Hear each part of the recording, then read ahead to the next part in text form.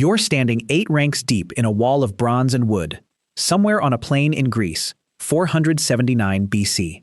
The man to your right is pressed close enough that you can hear him breathing. His shield covers half your body. Yours covers half of his. 40 feet away, several thousand strangers are jogging toward you, spears leveled. Your knees are shaking. Every instinct in your body is screaming at you to turn and run.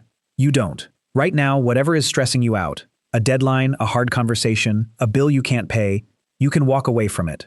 Close the laptop. Leave the room. For most of human history, on the one day that actually mattered, walking away wasn't an option. It was closer to a capital offense. So what actually happened to the men who broke, who dropped the spear, turned their back on the enemy, and ran? The answer says less about ancient war than about how entire civilizations engineered themselves around a single animal impulse: fear. Start with Rome. In the 2nd century BC, the historian Polybius, embedded with Roman legions and writing what became one of the most detailed surviving accounts of their army, described exactly what happened when a unit broke and fled in battle. The tribunes lined the guilty men up and drew lots. 1 in 10 was clubbed to death, on the spot, by his own tent mates. The survivors weren't forgiven either.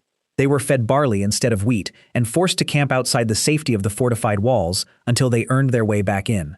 Centuries later, in 71 BC, Marcus Licinius Crassus used exactly this method on a cohort during the war against Spartacus, roughly 500 men divided into groups of 10, 1 killed from each group. 50 men died for the failure of the whole unit.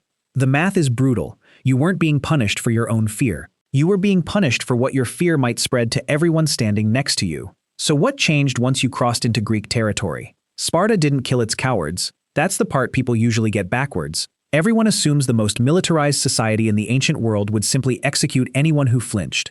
The truth is stranger and arguably crueler. Sparta let them live and then erased them socially. The historian Herodotus, writing in the 5th century BC, tells the story of Aristodemus, one of only 2 Spartans who survived Thermopylae in 480 BC. He came home, and for the following year, no Spartan citizen would share a fire with him, speak to him, or sit at his table. He was labeled a trembler, tressus, and the label followed him everywhere. One of his fellow survivors, a man named Pantites, couldn't live with the same treatment. He hanged himself. Death in the line was an honor. Survival without honor was a punishment with no expiration date. Here's where it gets stranger still. Cowardice in Athens wasn't just shameful, it was a chargeable, prosecutable crime. Athenian law recognized a specific legal procedure called graphe dailius, along with related charges for desertion and failure to serve, and a soldier could be formally put on trial in front of a jury for showing cowardice in battle. The orator Lysias records that a conviction meant the loss of your civic rights and the confiscation of your property, on top of the public disgrace. Sparta shamed you into silence. Athens dragged you into court and made your fear a matter of public record.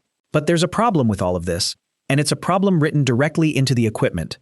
The Greek hoplite shield, the aspis, was roughly 90 centimeters across and weighed close to 8 kilograms, and it was designed to cover the left side of the man standing next to you, not primarily yourself. Your own right side depended entirely on the shield of a stranger, or a neighbor, or a brother.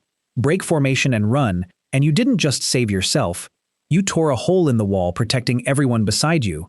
That's why one of the deepest insults in ancient Athens wasn't coward, it was shield thrower. And here's the twist almost nobody expects. Running was statistically the most dangerous thing you could do. Historians studying ancient battle casualties consistently find that the vast majority of deaths on the losing side happened after the line broke, during the rout, when armor came off and unprotected backs were exposed to spears.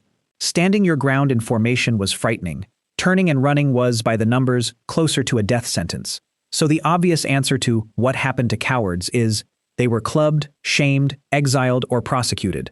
But the real answer sits underneath all of that. None of these systems were built to punish an individual for feeling afraid. Fear itself wasn't the crime. Every man in that line felt it. The crime was acting on it alone, in a formation where one man's fear could collapse the safety of everyone around him.